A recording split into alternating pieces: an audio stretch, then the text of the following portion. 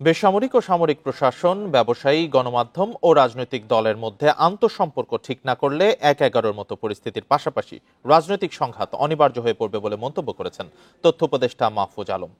তিনি বলেন, দেশকে সে ধরনের সংঘাতময় পরিস্থিতির দিকেই ঠেলে দেয়া হচ্ছে। দুপুরে রাজধানীতে এক অনুষ্ঠানে তথ্য উপদেষ্টা এসব কথা বলেন। রেইনবো অ্যাক্রোপ্লাস্টে অ্যাক্রিলিক এমালশন থাকায় মুছে ফেলা যায় যে কোনো দাগ সহজেই। Rainbow Paints, colour of joy. রাজধানীর গুলশানের লেকশোর হোটেলে আয়োজিত ইকোনমিক রিফর্ম সামিটের দ্বিতীয় দিনের আয়োজনে উন্নয়ন ও অর্থনৈতিক অগ্রগতির নানা দিক আলোচিত হয়।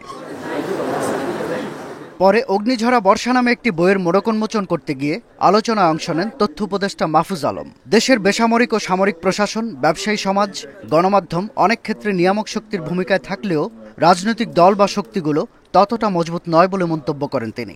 বলেন, অনেকে আওয়ামী লীগকে বড় রাজনৈতিক দল মনে করলেও দলটি তা নয়, বরং দেউলিয়া হয়ে গেছে।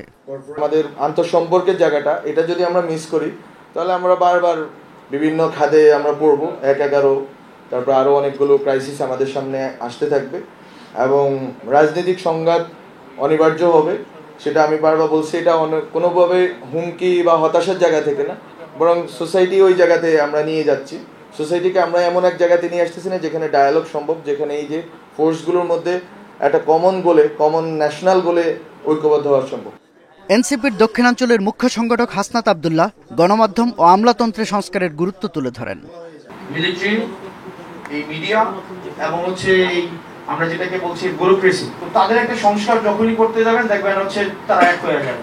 তাদের ওই যে কমিউনাল ইন্টারেস্টে ব্যুরোক্রেসি, কিন্তু আমি আমাদের এটাকে যদি আমরা সংস্কার করতে না পারি, যে গভর্নমেন্টই আসুক চরম অজনপ্রিয় হবে। আপনি যদি আমাদের সাথে তাল না মিলাইতে পারেন, এটা কিন্তু পরবর্তীতে যে একটা ক্ষোভ তৈরি হচ্ছে, এটার কিন্তু বহিঃপ্রকাশ খুব শীঘ্রই ঘটবে এবং সেটা এই ব্যুরোক্রেট আমলাদের উপরে।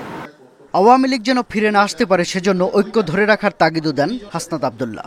আমরা যদি আবার নিজেদের মধ্যে বিভিন্ন বর্গে, বিভিন্ন গোত্রে ভাগ হয়ে যাই, তখন কিন্তু আবার আমাদের জন্য ডিফিকাল্ট হবে। শাহাদাত স্বপন, ইন্ডিপেন্ডেন্ট নিউজ, ঢাকা।